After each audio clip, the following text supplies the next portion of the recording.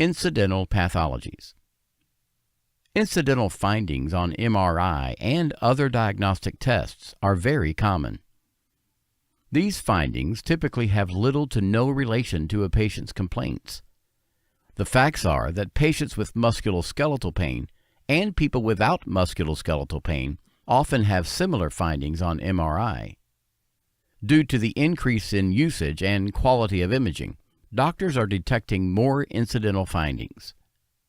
MRI is widely used as the imaging of choice for musculoskeletal disorders and may reveal either a clinical insignificant incidental abnormality or a significant lesion which may explain to patient's symptoms.